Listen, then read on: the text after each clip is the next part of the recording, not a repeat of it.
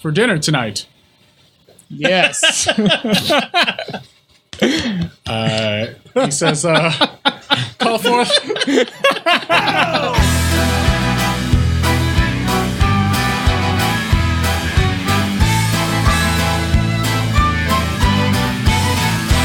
Well, we stand here in a row, looking like a bunch of heroes. I know that deep inside, nothing more but a bunch of zeros. Ah!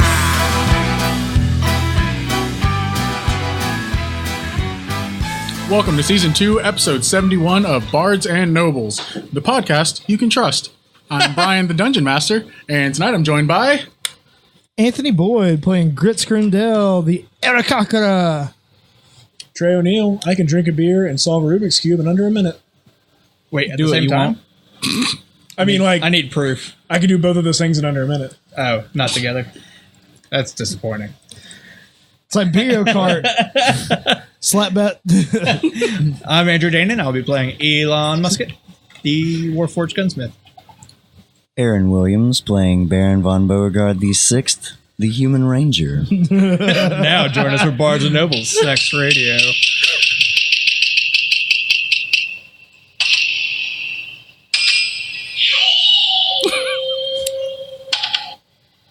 Sound that keeps on giving. Why did it turn into an intro of an 80s song?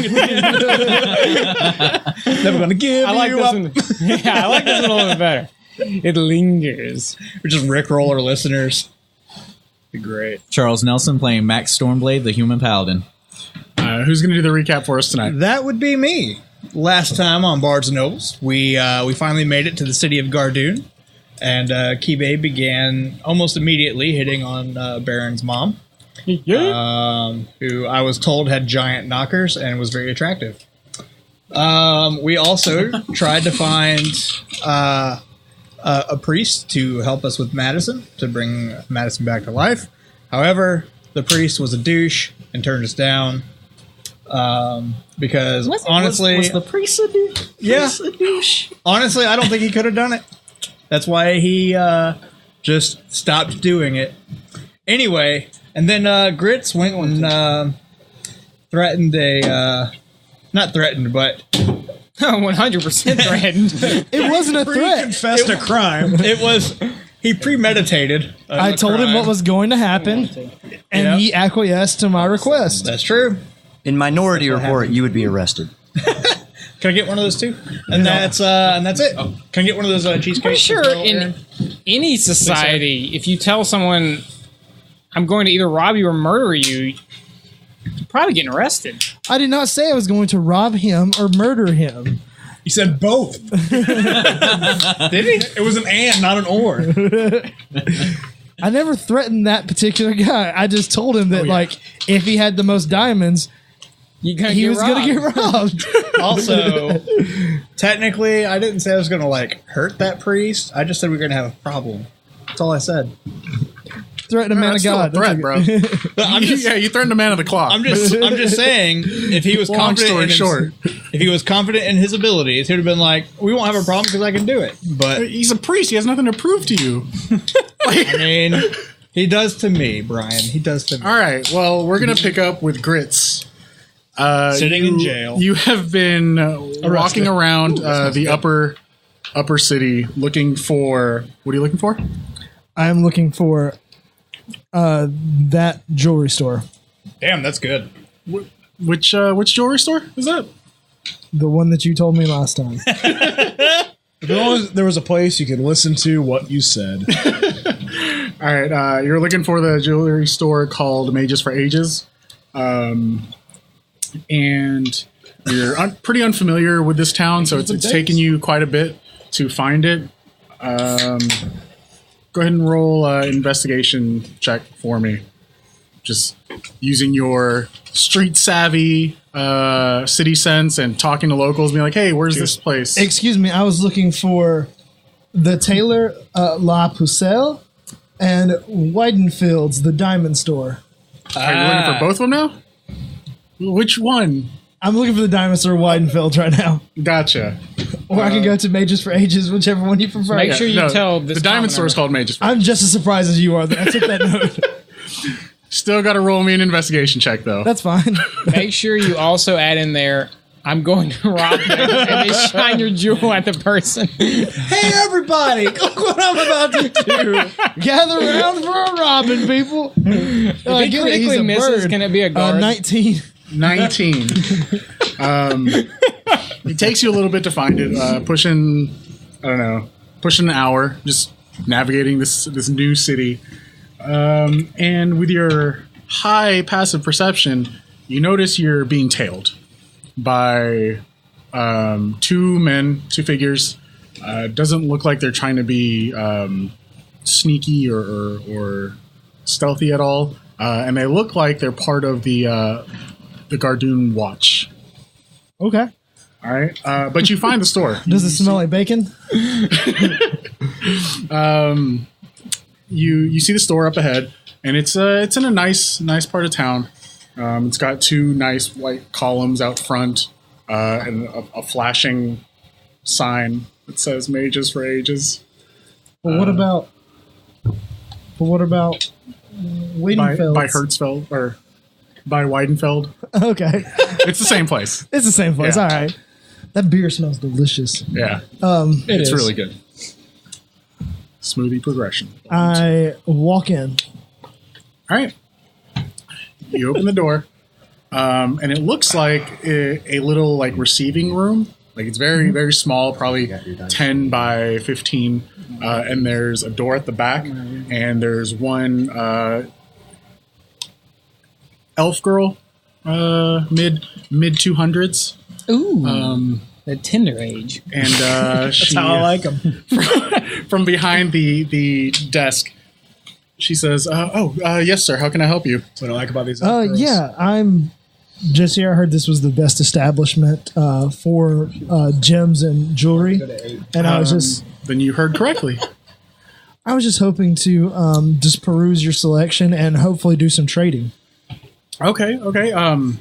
Well, we don't buy anything here. We get all of our stock through our distributors. What are you looking for? What's your name? Gritz Grindel. All right. She pulls out this massive quill, and you see her. All right. And I flex my jewels like of the Dawnguard. She says, "Oh, okay, of the Dawnguard." I see your reputation precedes you.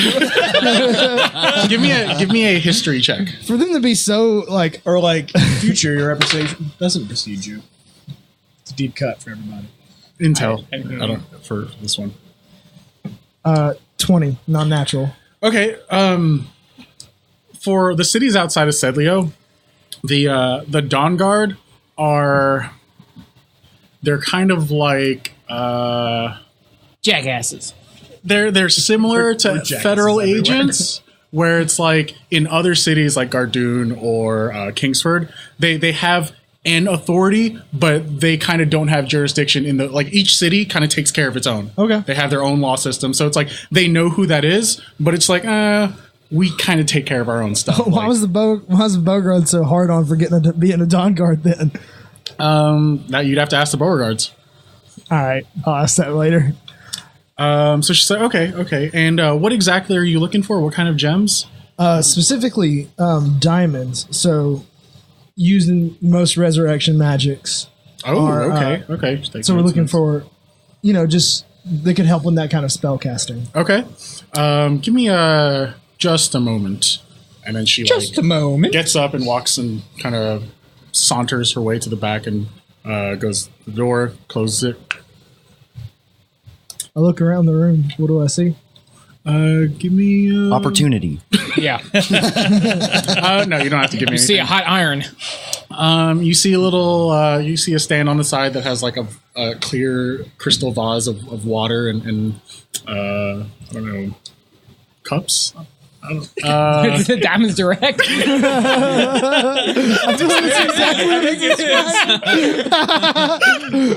I assume she's behind a window, right? She's gonna buzz you in later. Yeah. You see, there, I know. you see a nice painting of just like an older gentleman in fine robes. What's the ceiling like? The ceiling? Yeah. Stucco? Oh, it's like a flat ceiling. Is it vaulted? Does it have beams? Like what's? Does it have windows he can break into? I mean, Is it like a drop ceiling? You can just push the tiles up in. No, it's stone above you. Okay. Yeah. You're So not gonna make this easy on me, are you? she comes out. She's like, "Okay, sir, sure. Come follow me." Excellent. I walk with my hands behind my back. All right. Unsuspiciously. Whistling. So she comes in. Kept telling myself fly casual. Fly casual. She leads you in, and there's a U-shaped room with lots of glass cases with different gems and jewelry set aside, and there's people. There's probably two other patrons there. Patreon. which two patrons? A couple other elves that are helping people, and so she brings you over to wine, and she's like, "This is Aldana. She'll help you with whatever you're looking for." And Aldana's like, "So I hear you're interested in diamonds." Yeah, nothing flashy. We recently had a really big scare in a dungeon, and we had to use some resurrection magic, and we decided that having some on hand would be really good. So we're just going to several of the jewelry stores, just checking it out, seeing who has the best price. Okay, and roughly, you said it's for resurrection magic, which is very popular in these trying times. Roughly, how many diamonds are you looking for? It doesn't have to be a certain quantity. It just has to be like a good quality. Oh, well, I can assure you we have the best quality. Okay, insight checker. Sure.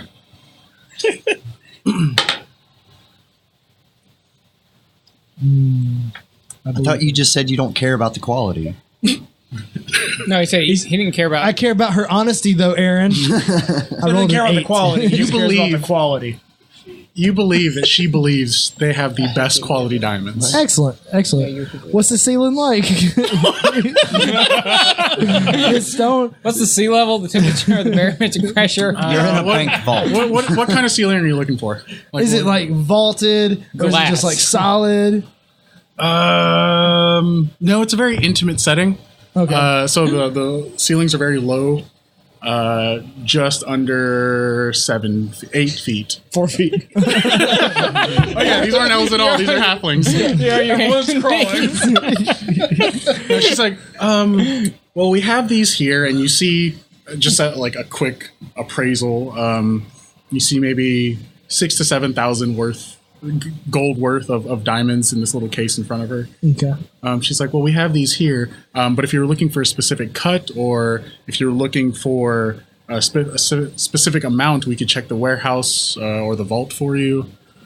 Well, according to the priest, it's like 30K of gold worth of diamonds. So that's a huge number. Yeah, she lets out one of those like long whistles. It's like, woo. I can't whistle. Don't look at me like that. I was about to say, newsflash, Brian can't whistle. Asians can't whistle. Fact. Everyone I know can't. I think Ting can whistle. She's not Asian. Allegedly. Alleged. Is that a no true Asian comparison? I lost track. What did you say last? Asians can't whistle. I was like, oh, elves can't whistle. She's like, that is actually a fun factoid that not a lot of people know. Yeah. That's what sets elves and humans apart. The ability to whistle. Interesting. Not the ears. One of or the long lifespan. few differences. Has to do with the shape of the hyoid. Right. Wait, what? Elven hyoids are actually 3 different bones that are loosely connected. No, not There it connected is. at all. They're like They make that earbuds. like raptor noise. Boring. Move on. If you blow air into one, it sounds like a raptor. Here's Brian stalling for Okay, time. now I'm I have a in. plan. I'm gonna make this last as long as I can. So yeah. So, I mean, do you have any more stock in the warehouse, or is this something we'd have to give you time to get together? Well, if you give us between 24 and 48 hours, we could probably gather the diamonds for you. If you'd like to place an order, we just need a down payment of 10,000. 10,000? Stabber. Excellent. How many people are in this room? The Gritz go to. Wait. There are No, two no. people working, and there are 3 other patrons. Find out the details of this warehouse and how many guards are going to be. Yeah. Ask that information. And what time they close? I'll just take this burglary kit. I was like, oh well, we're still going to shop around some of the other jewelry stores. What was your name? Eldana. Thank you so much. Hopefully, we'll be back to do some business with you guys. I appreciate it, and I hand out. I go to shake her hand. Okay. She takes it daintily and shakes You it. cast. She kind of hesitates first because she doesn't really know how to approach the bird feather hand? claw. Yeah. But she ends up shaking her hand and accidentally plucks a feather and kind of like. I was like, yeah, it's a new body. It's weird. It weirds me out too. All right. I'm going to start saying that to people. So you head out. Yep, I head out looking for the tailor, La Pucelle. All right. As you head outside, you see those 2 guards or Gardoon watch that you saw earlier. I wave, I give them a bow. They say, "Sir, what are you doing here?" Looking for diamonds. Ask if you're being detained. You see the one in the back. Actually, they're both humans. The one in the back has a fairly large, kind of looking blunderbuss, and he doesn't have it readied, but he has it he has his hand on it, ready to pull up. Okay. And the other one in front just has a long, almost like a walking cane, and he's just kind of holding it in front of him. He's like, "Oh, we received an anonymous tip that someone matching your description had." Whoa, is this profiling? The guy in the back says, "I don't see any other birds around here." He's like, "Jenkins, shut up." Whoa, bro. Sir, am I being detained? No, we just wanted to make sure that everything's good here. I flex my jewels. I remember the Dawnguard. How dare you? He's like, "Oh, I'm sorry. Is there an investigation of some kind? Is there any way we can help you? We just know that there was a report that someone had made an intention to possibly commit a crime." Oh, you know what? Did it come from the diamond store in the middle district or the jewelry store? Give me a persuasion. Yeah, let's do a persuasion check. 14. He says, "I'm not of liberty to say." Okay, well, it probably was from them. He's just mad because I didn't want to buy from his crappy wares. That's why I came up here. I don't know if you know this, but resurrection magic's pretty expensive. You need good quality diamonds. Guy really didn't have it. Got kind of pissed at me because I was like, "Oh, this is shitty quality." But anyway, I mean, if you guys are worried, you can follow me around. I'm going to the tailor next. Worried if I'm going to take some cloaks and stuff there? No, I would never assume that. We just You sure? Because I do have feathers. You can see he's very uncomfortable and awkward.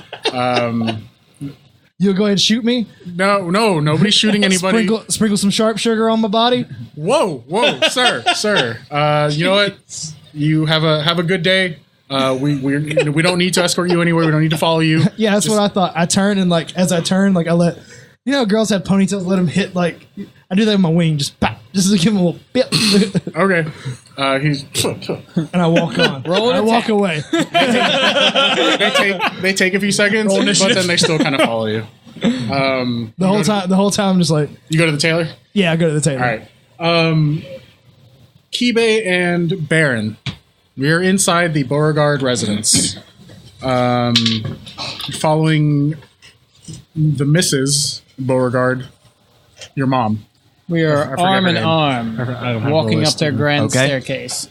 I think her name is Gardunia. Yeah, following Gardunia.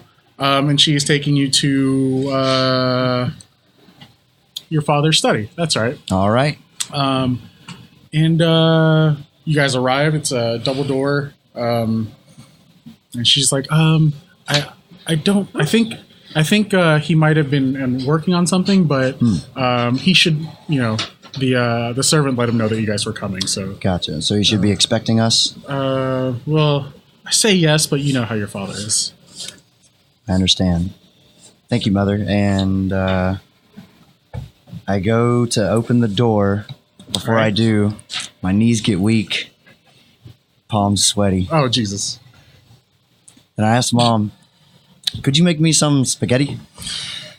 How long have you been working on that? About 5 seconds. Oh, okay. Yeah, I hope not much more. Since we said we were going to Gardoon. She says, "Of course, Bear. I know that's your favorite meal." Bear. And so she heads off, immediately calling for one of the servants. I give a deep bow and say, "Milady." She gleefully Lifts up her chuckles. skirt. I guess, yeah, Right. yeah, and then she walks off. Perfect. All right. And I turned to Kibe and I was like, my father is not a man that's easily impressed. This could be, I don't know how this will go. I look at him and I say, "Why don't you let me do the talking?" I feel like that's, perhaps you should just follow my lead. And I open the door. Oh, Papa, I'm Peek in home. without opening it fully. All right, you peek in and you see your father sitting behind a large oak desk. Plowing the chambermaid. His white hair just kind of like it's cut like nobly short. I don't know if that makes sense. As his white beard hangs down as he's busily writing papers and books scattered across all his desk. You see his shelves behind him and to the side are stacked with books and weapons and trophies of all kinds. Mm-hmm. But he doesn't look up. He just Gotcha. He's head down writing. All right. I open the door more and I knock on the inside of it and I exclaim, "Pappy!" He continues writing. He continues writing. He doesn't even look up after I've done this. All right. So I walk in and I say, Face "Mom." only a mother could love. What? What? I don't know. I was just talking. So I walk in and I invite Kibe and I say, "Pappy, this is a good friend of mine and a trustworthy companion, Kibe. And he is a fellow member of the Dawnguard, and we were stopping through Gardoon on our trip back to the king to return some items that he had requested to be retrieved." What are you working on? After a few seconds, he stops writing, closes a book, stands up and looks at both of you. And he says, "Kibe, is it?" Yeah, at this I take a knee. I say, "Yes, Your Majesty." He says, "Well met, son. It's good to see you." Yes. You said you're stopping in Gardoon for how long? How long will you be staying? Well, the king has stressed the urgency of these items being returned to him, so it likely will not be more than a day or two, just enough to catch our breath after our recent escapades, and then get back on the road again. These are very important relics that the king requires. He says, "Are you participating for us in the Hound's Call, or is your son doing it this year?" Well, I had hoped that Baron the Seventh would be able to take up that mantle this year, but I'm not sure. I mean, does the Beauregard house need a champion? I'm fully confident in the Seventh to take this. He says, "Really? Even with his penchant for bows and arrows?" Well, he may be, a unique Baron, but he is a Beauregard, and he needs a chance at least to prove himself. Okay. And do you need I guess you'll be retiring to your room. Does the rest of and he kind of hand waves over to Kibe. It's like, do the rest of the Dawnguard need lodging for the night? If that is permissible, I think that the Dawnguard could rest here. If the house is, not in a condition to to house this many people, I'm sure we can find an establishment within the city. He's like, no, that won't be necessary. That's fine. And he walks around his desk, and he walks like right up to you and gets within 5 feet. Yes. He stares at you in the eye. Nut check. And then he just like leans forward and kind of gives you an awkward hug. Gotcha. I awkward hug back. All right. And he says, as he withdraws from the hug, he kind of grabs, is it Petunia? Amelia. Sorry. Wrong name. Grabs Amelia, says, what did you do to your grandfather's rifle? What is this? Obviously pointing out the new scope that is attached to it.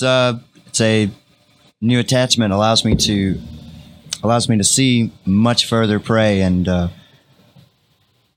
allows me to scout a situation before moving in. It had to be custom modified to fit, but he goes and sits down. It's a useful attachment. So he hates bows and arrows, but it's like, don't you dare upgrade the gun. It's his grandfather's rifle, man. He messed with it. He goes and sits back down, and he's like, "That's fine. You guys have free reign of the house, of course." And as he goes back to his books, you notice, because you have a pretty high passive perception, right? It's like 18. It's 20 now. Oh, it's 20. You're kind of looking at the books and papers that he's that's sprawled across his desk, and you're starting to notice like a strange pattern on them. There's like a mix of, there's genealogy books, family lines. There's astronomy, and there's like also like folklore and fairy tales. Something, fiction is not a thing that your dad to be reading a lot. Yeah. Okay. Along with various notes, underlines, and circles on different names. One book in particular stands out to you. You see the spine just peeking out from under a stack of papers. It says Scions of the Fallen. Of the Fallen? Yeah. And as you're talking, you hear the doors burst open. And it's one of the servants walks in. He's like, Master Beauregard, sir. And he looks up. Yes. So you both turn and address the... Yeah. I turned to address him. He says, I believe the Dawnguard are here, and they're requesting your presence. Pappy, would you like to come and greet the king's servants? Sure. That's fine. That's fine. He starts closing everything up, and he walks, and he just brushes past you guys as he walks to the servant. Gotcha. All right, and then I look at Kiba. I was like, I give him a nod, like that went well. As soon as he got his hug, I was arms extended, waiting for mine. He walks past you, and he doesn't not look at you. He stares you dead in the eye as he walks past you, and then keeps walking. Could not have gone better. All right, and we follow Pappy. All right, following the servant, you guys head downstairs to the foyer where Elon and Shrimp and Max, you guys were heading towards his house, right? Yeah. Okay. All right. Are you still carrying Madison's corpse? Yeah. All right. Okay. You see an older gentleman who bears a striking resemblance to your comrade Baron von Beauregard the Sixth. Yeah. Okay. Yeah. Brian was counting on his fingers. And he chart. he comes downstairs and he says, "What is this?" Hi. So you guys walk up. You guys all see each other again. What are you guys doing? We're looking for that guy, and I point up at Baron. Okay. Well, chip chop chip. Well, welcome. Let's get settled into the spare house. Says, why is there a dead beast in my foyer? Yes, why is there? I thought we dealt with this. No, we haven't dealt with this. I left you at a church specifically so that this would be dealt with. Yeah, we couldn't come up with the funds to make that happen, so we're still here. Yeah. I while this is going on, I lean over to Baron Senior and say, "You see, sir, these are just spoils from our hunt." Ah, for dinner tonight. Yes. He says, "Call forth." he begins yelling out. He says, "Call forth Mercurio. We have our honored guests have brought us a gift to feast on tonight before the ceremonies." Shrimp is. Wow, I didn't expect this of you. Is someone approaching me? Yeah. At this point, you got two little servants that are walking up, and they're just walking up and begin. I draw a sword and stick one to one of their necks. I say, "Back the fuck up." They back up. And Baron Senior, looking perturbed, turns to you, Sixth, and says, "What is this? I thought this was a gift from the I invite you Dawnguard." into my home and you threaten my servants. You know exactly what's happening with Madison. We need to find a place to have him resurrected. Yeah, there's no need to threaten anyone in my house. There's no need to try to cook my friend. Simply say those words and be done with it. Don't threaten my house. Okay, cool, great.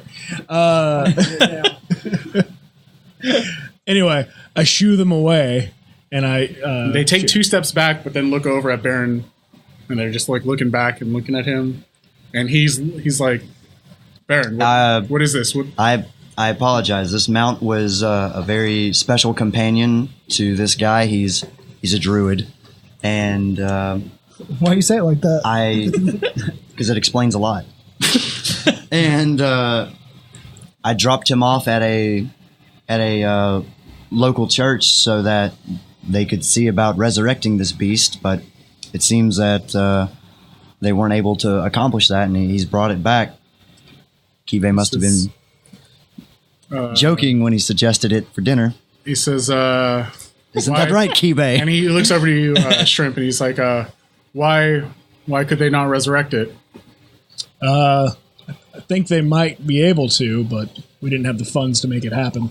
And I sheathe my sword and I bow to him. I apologize. It's kind of a touchy subject.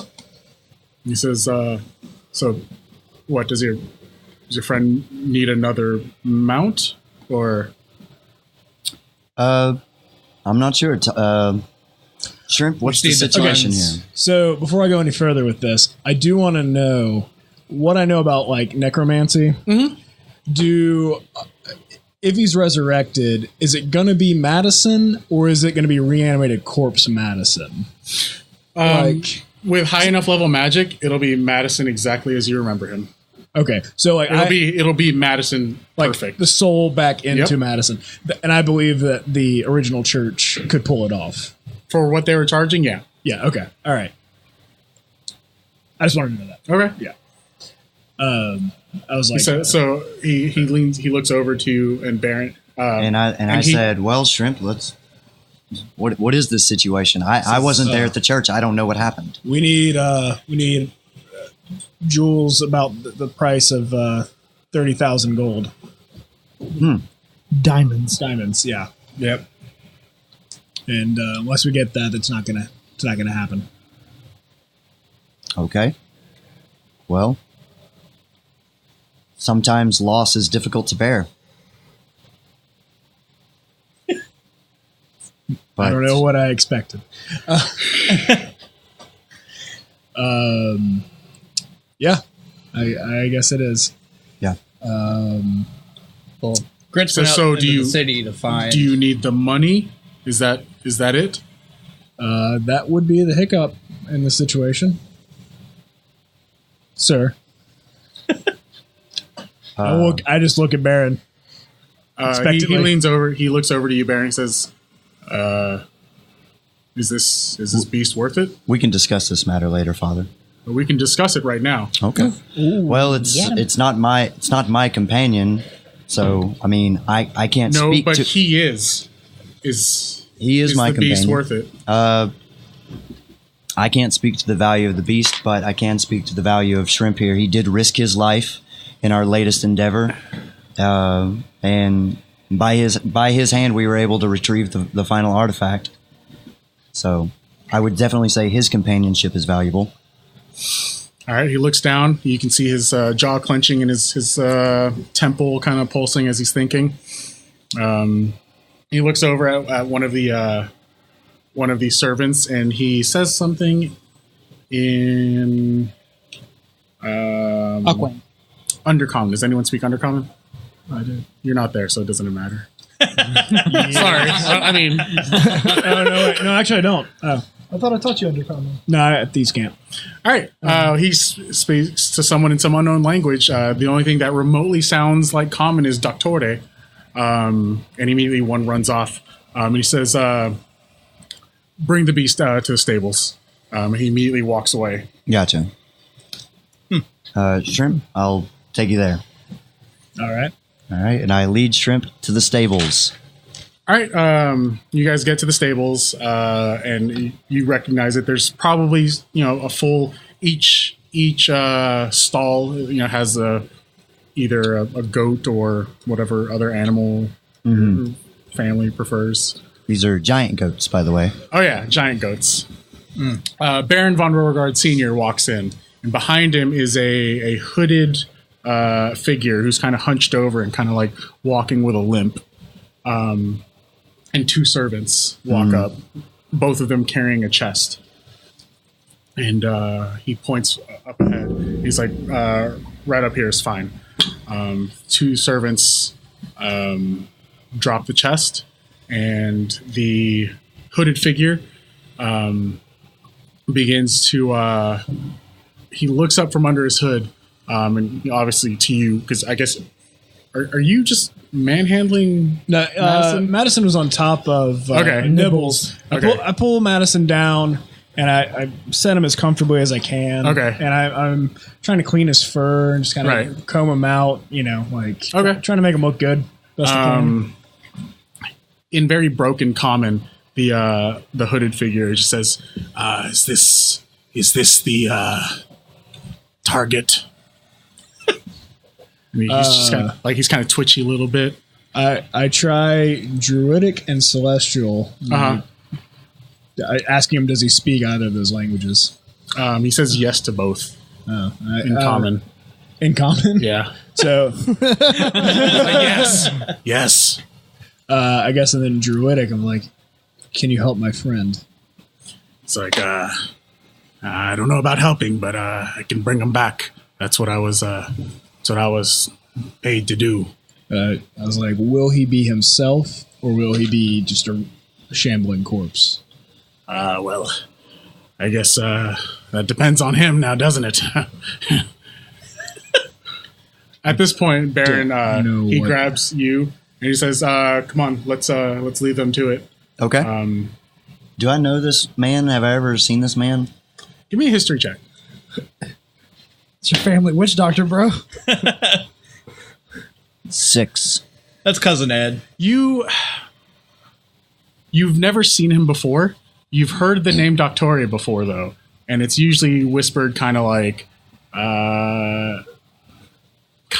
behind closed doors a little bit. You've heard your dad drop the name before, but you've never actually seen this person. Gotcha. You ever seen Robin Hood Men in Tights, where it's the witch that lives in the tower? That's what this guy is.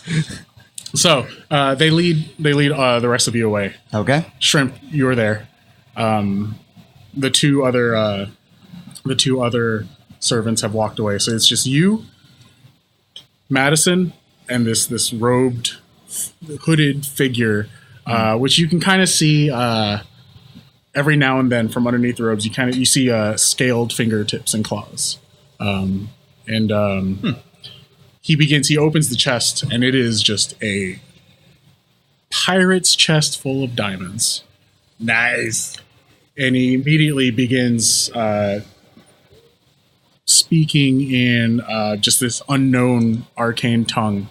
And he's taking diamonds by the handful, and he's like sprinkling it on the body.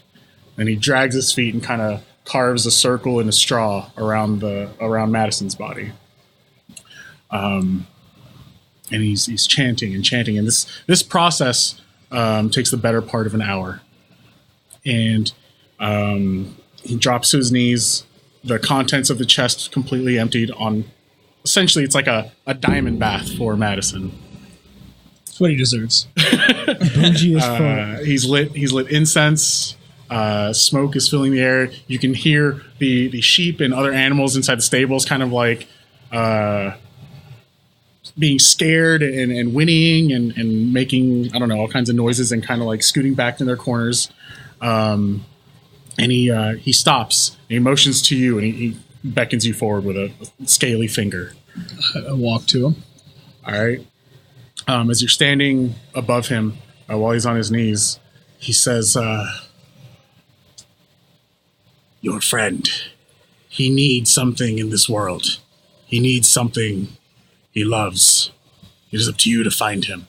He grabs your wrist, and as soon as he touches your wrist, everything around you swirls super fast and comes to a halting stop, and you find yourself in an open field, blue skies, flocks of birds, and just this beautiful, perfect, picturesque nature landscape. Just Krognak waving at you. Hey.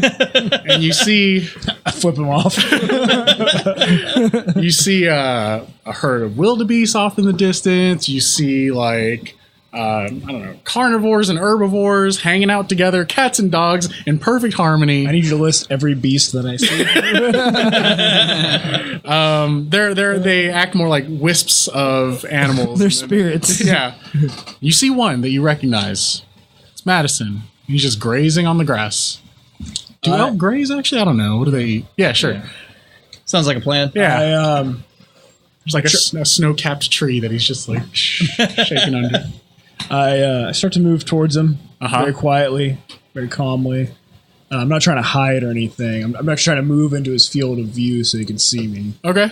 And when I get within, I don't know, like 50 feet, I don't yell to him. I call out, like, Madison. He looks up and he sees you. Doesn't move. I just hands open. I slowly start walking towards him. Okay. And I'm like, come here, buddy. I'm going to bring you home. All right. Give me an animal handling check. All right. Nat 20. Nice. Damn! Gets a boner. Whatever gets him home. Yeah. You see his red rocket just peeking out. No, That's my boy. You're sitting there trying to bring him back, then all of a sudden he comes back too, and it's the dragon guy. Whatever brings him back. he walks up to you and he recognizes you and he prances up to you and he's just like, it's like a giant elk-sized puppy dog. He's just... I just grab both of his antlers and I put my head up against his and I'm like, I'm here to bring you home, buddy. All right. He looks up and you just kind of get the feeling that like he's pretty happy here. He's just like he wants to come, but you can tell he's torn. Just like you've spent so much time with him. This place looks fantastic, Madison, but I need you with me. I need your help. Give me one more animal handling check.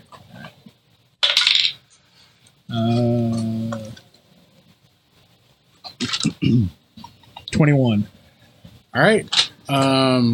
As you say that, you both instinctively look up as you hear a twig snap in the distance. You look over, and Madison immediately takes an offensive posture.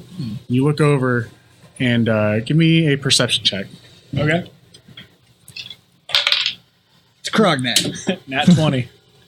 Yeah, you see in a tree, perched up in the distance, almost looks like a humanoid figure, but a little stouter, a little bigger. Vampire. Son of a bitch. You're not sure if it's perfect camouflage or the skin has that like He was light in it for the green. long con. But for a brief second, you see almost what looks like a half orc with antlers similar to a deer, a stag. And he notices you're pretty sure you make eye contact with it, and then immediately as you make eye contact, disappears into the underbrush. I would like to try to cast a spell. Okay. I'm going to cast Speak with Animals Okay. on I guess myself. Oh yeah, sure. I didn't know if I had to cast it on an animal. No, you got it. Yeah. Okay. So I asked Madison, "Did you see that?"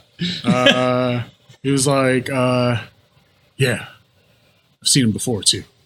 It's like, have you seen him closer than that? What? Have you seen him closer than that? Do you know what no, it is? he tends to keep his distance. Oh, it's like, all right. Well, let's get out of here. We can go home. I think. He's like, okay, yeah, that'd be nice. Yeah. All right. So, yeah, he agrees with you. What do you do? I try to figure out what I need to do.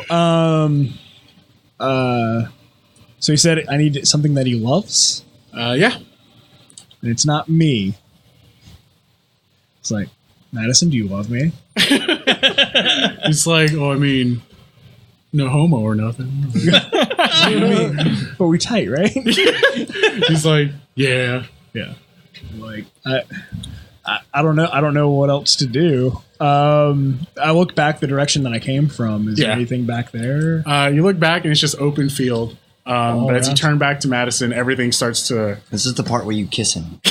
Whatever brings him back. As you're looking around, just trying to figure out how to get out of here, you notice just like the horizon and your peripheral just start to blacken and come in and close in super fast until everything goes dark, and then everything lights up again, and you see Madison right in front of you standing, and your hands are on him and the stable, and you see the hooded figure standing in front of you. And you see the Beauregard residence, and Madison's just standing up in front of you. Yay! I still speaking with animals. Yeah. I start asking Madison questions only Madison would know. Okay. Like, about that one time we went into town and we promised we wouldn't talk about it, but I need to know that you know what I'm talking about. Yeah, so no, that- he's answering them with 110% accuracy. All right. Like, he's even saying stuff that you weren't sure he was around for. Right. Like, Right. oh, hey, shh. Yeah. I look No, he's like, no, I saw that. Yeah, I saw like, I see if anyone else understands what he's saying. I just go bury my head into his chest and just hold him as close as I can. I just openly weep. He's back. He's my friend's back. all the giant goats in the stable clap. That happened. They cheer. Yeah.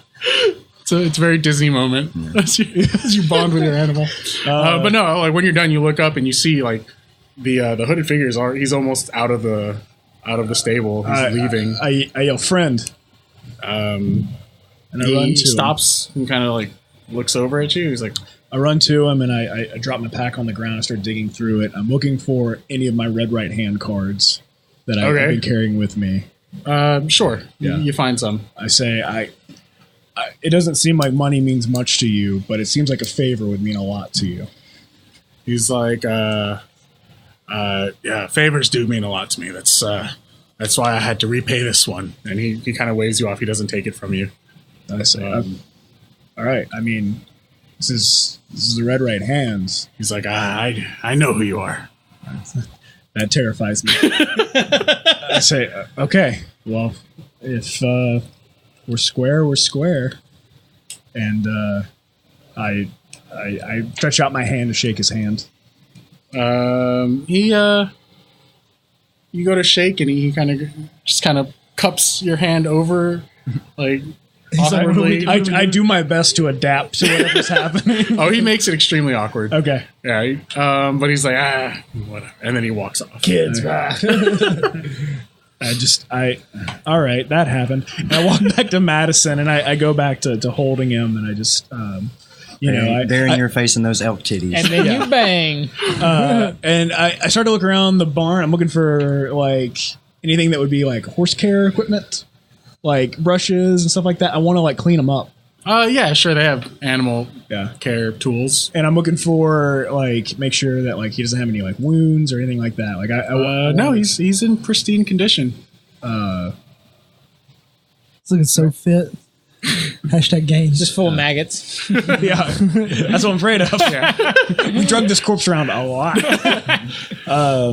All right, I guess I sit with him. I cast good berries. And I give him some food, and I go find some water for him, and Sure. I just sit with him. And Okay.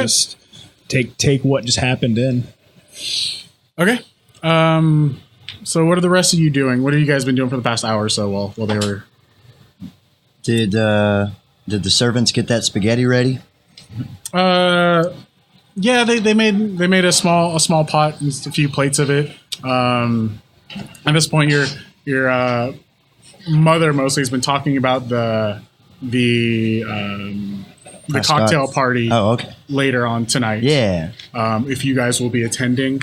First, she asked if you were actually going to be participating in the Hound's Call for the Beauregard family. And I tell her that the 7th should be able to handle this task. Okay. He's old enough now. It's his time to start proving himself. All right. So will you guys be there to at least meet the other hunters? I don't know that we can tarry too long, but I think we should be able to be at the dawn of the celebration. No, I mean tonight. At the party? Yeah. Oh, yes. I do believe that, I will be there at least. I can't speak for the other party members. And I turned to them. I was like, would you guys like to attend a cocktail party? I would be fine with it. Got to do something. Anyone who's anyone in Gardoon will be there. I go to Gardunia and I say, "Milady, may I ask you a favor?" She says, "Sure. What is it?" I don't have anything to wear to the ball tonight. And I kind of describe like an old European outfit. Mm-hmm. It's blue. It's got like the tights, like quarter, like the cut of the pants, the breeches, knees, white tights, and like little like the Django outfit. Yeah. Django. Oh my God! Yes. Like a ruffled white shirt in front. Oh dear Lord! Is there a hat? Milady, do you have these seamstress that could prepare me for such a glorious event? Of course, we have several on call. Yeah. Damn it! I went out for nothing. So yeah, I'm going off to get fitted. All right. What about Max, Elon? I would like to ask Lady Gardunia. Where the room is that I'm going to be staying at. All right. If she could have a servant show my way. Sure. Yeah, they have a not just like the guest house. Yeah. Is like mansion sized also. Oh, okay. It's a pretty nice sweet setup. I'll probably just go there, break my rifle down, clean it up. Okay. Just get cleaned up, take off my armor. Okay. Just kind of relax a little bit. All right. The breastplate. Oh, I was like, I feel like it's just welded onto you. Naked. I'm gonna polish up my skin down to the frame. Right. Max, what are you doing? Yeah, I do pretty much the same thing. I go find a place to change. Okay. Or at least doff my armor. All right. I mean, she lets you know that the seamstress is on call. They can whip anything up for you if you need it. Sweet. Fuck me, right? This is a great checkpoint. That's very generous of you. Thanks. Of course, anything for my bear and his friends. Bear. Oh, wait. He's the only one there? All right, so you guys are cleaning up, getting dressed, getting changed for the party. Yes, I'd like to take my blue ascot. It's been pretty well worn and traveled. Huh? It's now a brown ascot. I'd like to trade it out for a nice floral red ascot. Okay. Yeah. All right. Your closet is massive and still intact. And I giant walk-in closet. I change out all my travel-worn clothes. You bet they're French. I change out all my travel-worn clothes for new similar attire. But don't forget your powdered wig. I didn't. Gritz, you went and found the shop. La Pucelle. Yeah. Were you just looking for a new outfit? I'm just looking for a new outfit. I want to order the custom cloak that I talked about with the Kama Sutra painting tapestry pictures sewn onto the inside. Sure. Oh God. Yeah, we'll say you get all that done. And it could be done in time for the party if you wanted. For 2,300 gold. Yeah, I don't have the money.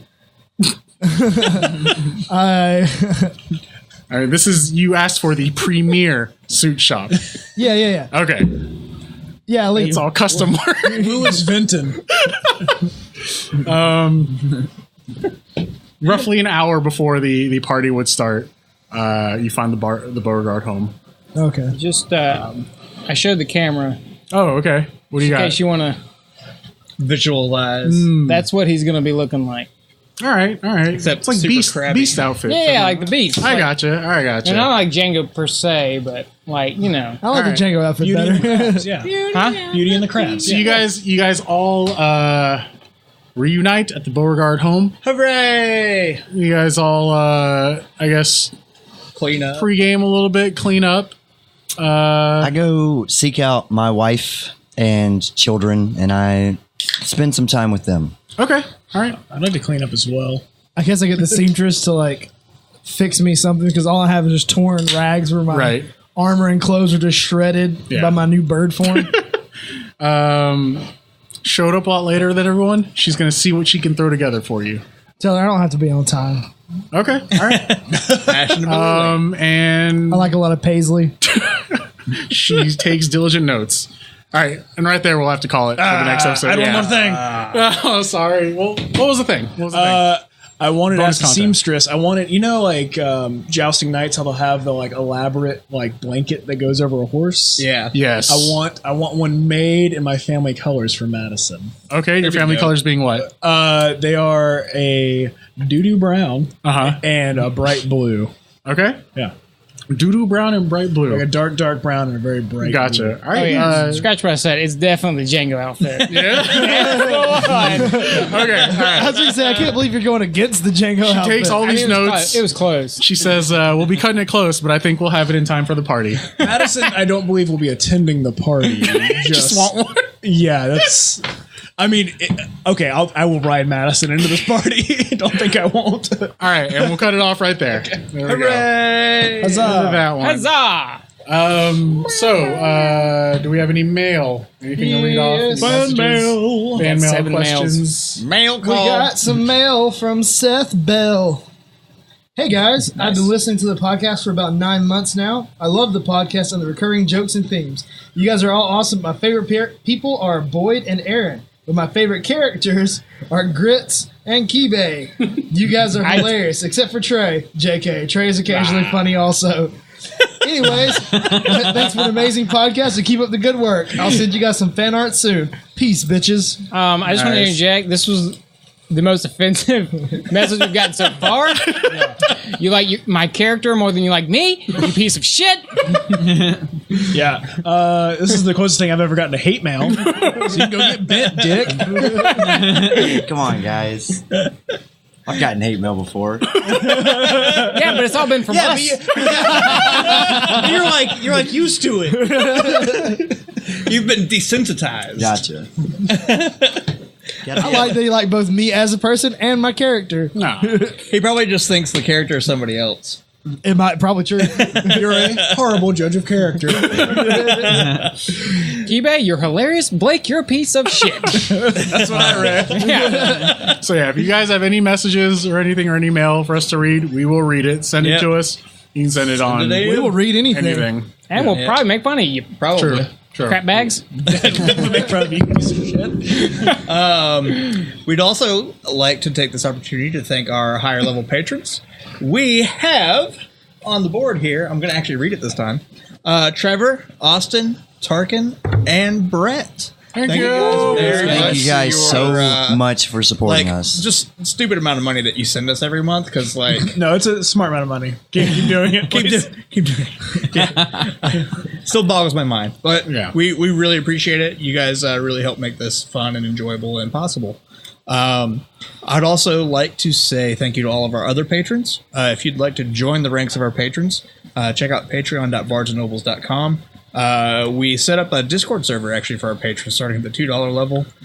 That's actually been blowing up. Yeah, it's popping. So We love talking with you guys, sharing memes. It's yep, been great. memes, fan art. The fan art channel is like probably one of my favorite channels. Oh, That's yeah. great. Yeah. There's some. It'd be great, better if there was some Elon fucking art in there, but I love. It'd be nice if there was some eBay Flint art. art. Not like- Yeah, great. Not like Elon art, but like Elon fucking art. yeah, no Elon fucking. Send us your art. Rule 34. Transformers Rule 34. Start a new channel. We literally have like all Keybay, a little bit of like the 2 side birds that we ran into. We got Remy, and then we got one Gritz. And it's all amazing. What are you Yeah, talking it's all about? We got fantastic. that one group shot that's amazing. That's true. I The feel group a art lot is of actually negativity in really this shot. chat, and I feel like I'm pretty satisfied so far. So. This goes like 80% of the fucking art in there. Is Check you. out the Discord channel. Also, if you'd like to call one of us, Aaron's number is No. 205. Can we do that? I really hate having to hunt that down and edit it out. Thank you. Saying. Thank you guys for listening. All the numbers you need are hidden within the episode. Oh, also, if you want to rock some Bards Nobles swag outside of the Patreon rewards when you become a patron, check out shop.bardsnobles.com. We got logos on shirts, baby onesies, snatchels, just all kinds of stuff. But anyway, yeah, snatchels. Never getting rid of that. All right. Thank you guys for listening. Thank you guys so Hey, much. everybody. Hey. Night. Madison lives.